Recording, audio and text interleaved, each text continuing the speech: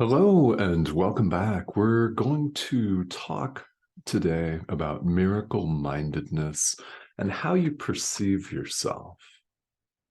Well, that's an interesting question, isn't it? And all of this discussion is coming from just one paragraph of the text of A Course in Miracles.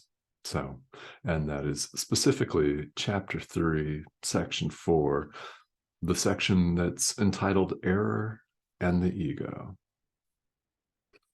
Yeah, error in the ego. Now we're looking at perception, we're looking at knowledge and the difference between the two. And we're looking also at how we perceive ourselves today. So, quick recap. And I know that many of you have been studying this material for decades. I've been studying it for a decade too, as my primary spiritual practice, and reminders are always good. Yeah. So, perception is the realm of duality, it's the domain of the ego, which Jesus tells us right here in this section of the text. It involves subject object duality. If this is something that you're not familiar with, this is what we're talking about when a spiritual tradition says it belongs to the realm of non-duality, which is interesting because that's not a realm at all. What it means is that its teachings are teaching us something very particular, very specific, that there is no other. There is no other. We perceive ourselves in the world as an individual, and we perceive other people, animals, other events, other situations as outside of us. We perceive a self and another. It's split, it's dualistic, dual being two. And non-duality says that we're not two. There is only one. There's only oneness. And this course takes it even further than that to what we call pure non-duality. Only God is. I threw the only in there. In this course, it's said God is, which implies that only God is. So knowledge, when this course talks about knowledge, that is just knowing. That's the condition of who we are, one with God, awake in God. Yet we're not having that experience here because we're running around in a human form. And it appears that we're very solidly and concretely in it, but the body is not us. This is an idea that may take some getting used to, or maybe you glom right onto it. You might. Sometimes when we hear things on the spiritual path, or we read them, or someone says them on YouTube, we feel something, and we get something deep down that's like a clarification or a remembering, a deep inner knowing that, oh yeah, so this is not who we are. And deep down, we all know that. Now, we can actively choose to deny that, and we can proclaim that all spirituality is complete crap, and these people are wasting their time. You could choose to believe that. You could choose to say that. It's up to you. It's your path, after all. No matter how much we try to put things outside of us, it always gets put back on us. Now, this is very true, and it's completely relevant to what we're talking about today, because perception involves a self and another, and we project our own guilt and fear outside of ourselves. That's what we do. in the realm of perception. We're seeing things outside of ourselves. We've placed them there. However, there can be no outside of ourselves.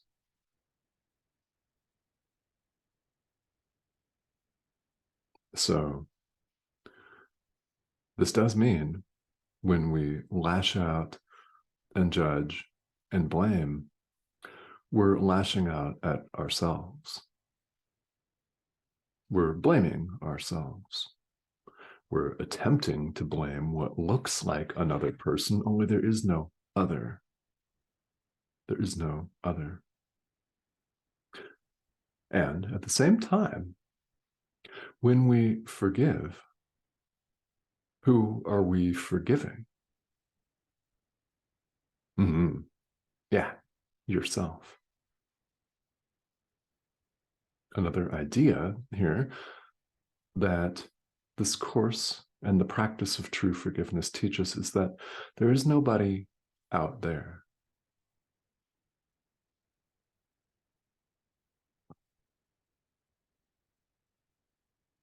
There is no other.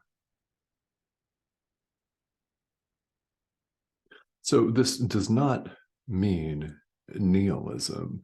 It doesn't mean that we don't exist. God is, remember. Who are you? That's right. One with does, in fact, mean one with.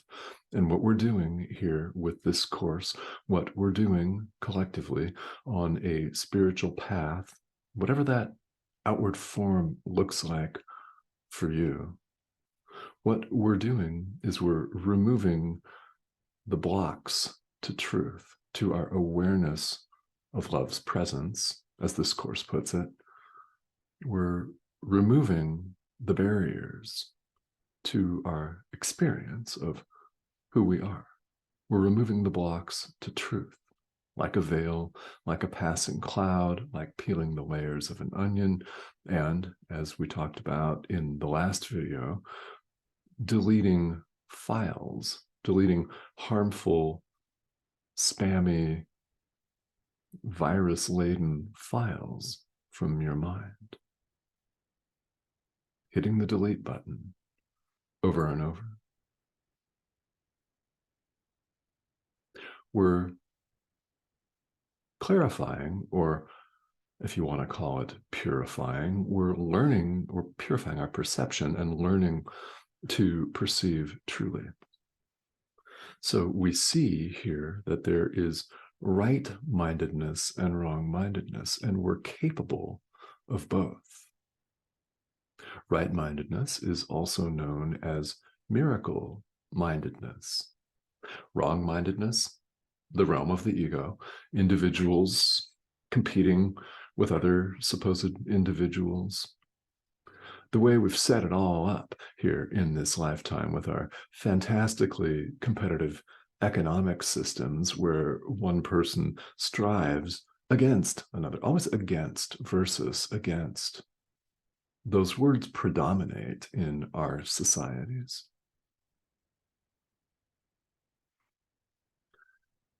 And that's true no matter where you were raised in the world or where you may live. It's not particular to one country or one place.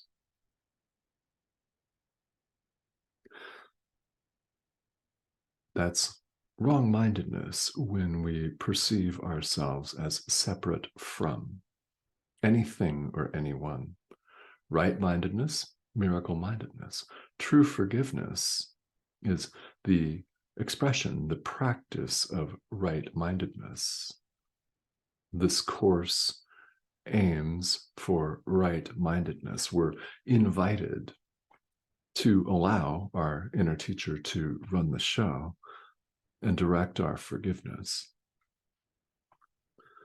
We're learning to perceive rightly or truly. That's what this course is all about.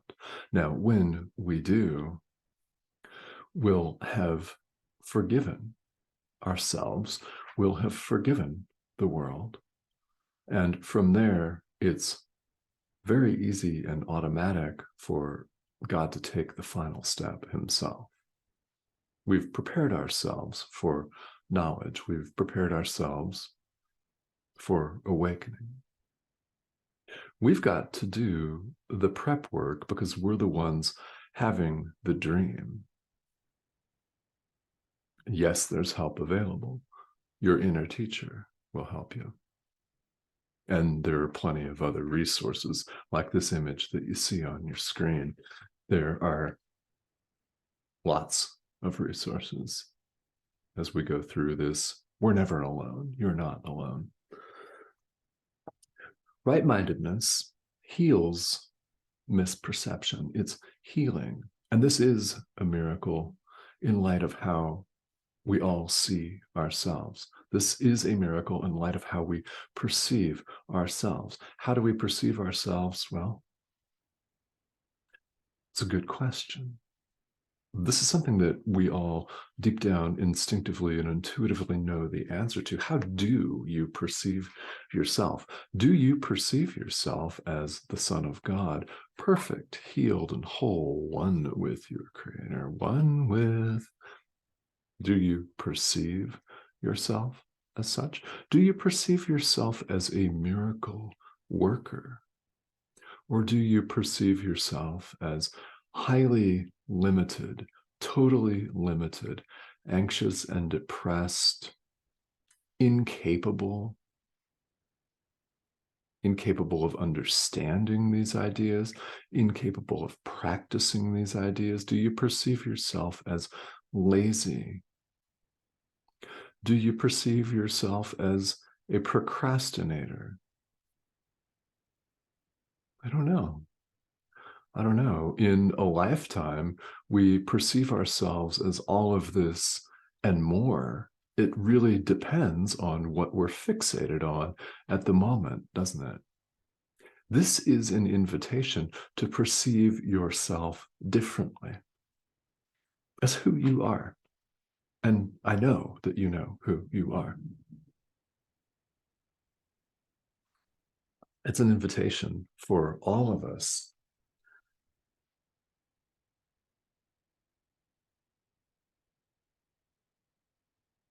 I frequently insist that you are a miracle worker, and you are a miracle worker.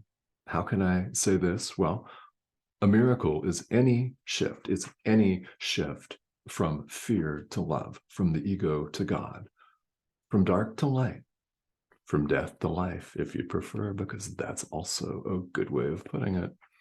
From self with a little s to self, capital S, the Holy Spirit, your higher self. Yeah.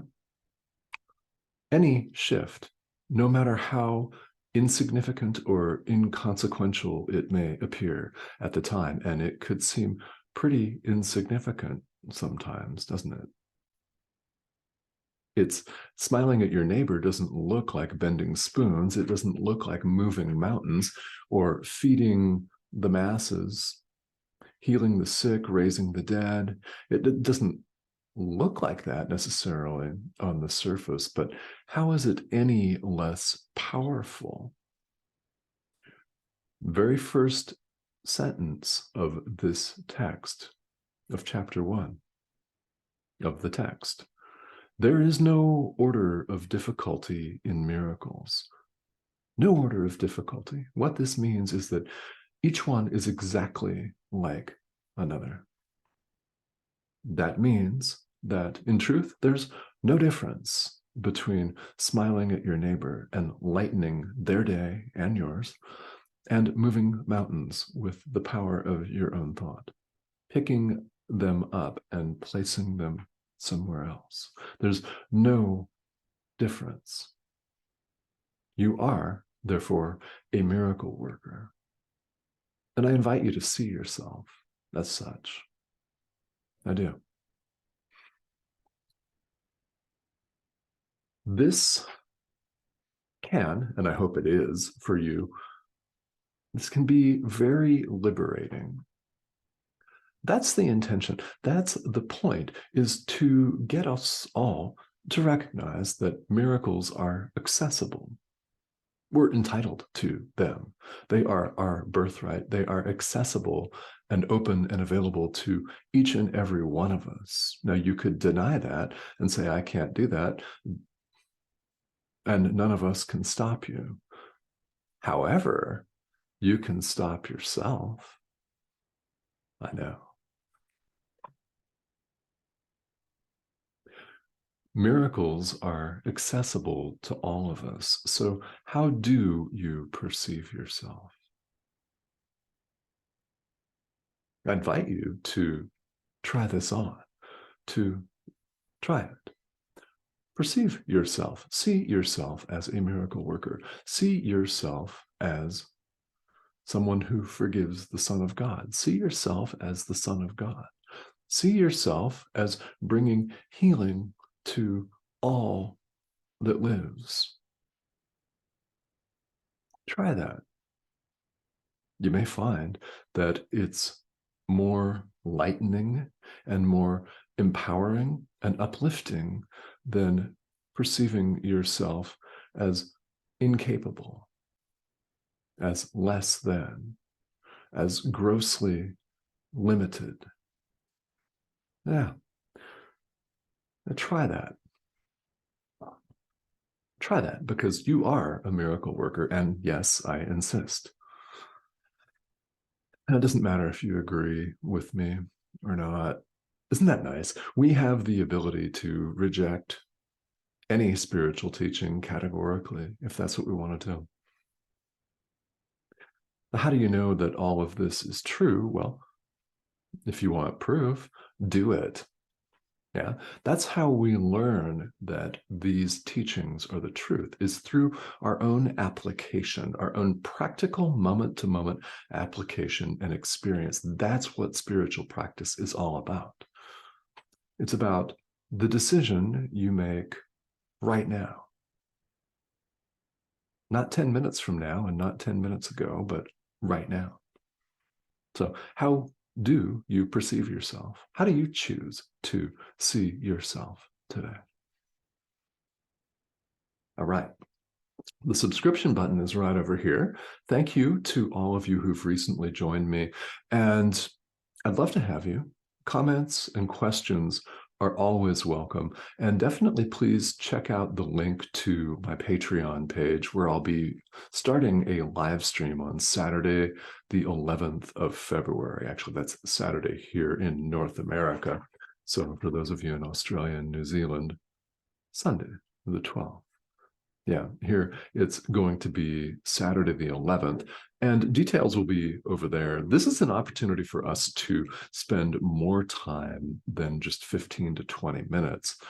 That is designed also to complement these videos, which will continue. Consistency is critically important, and yes, this definitely does mean repetition of ideas is important for us on any learning path, because the 900th time that we hear something from someone may be the time that it really sticks and we go forth and practice it. So check that out over there. Comments and questions are always welcome. And again, I do invite you to see yourself as who you are. All right. Thanks for joining.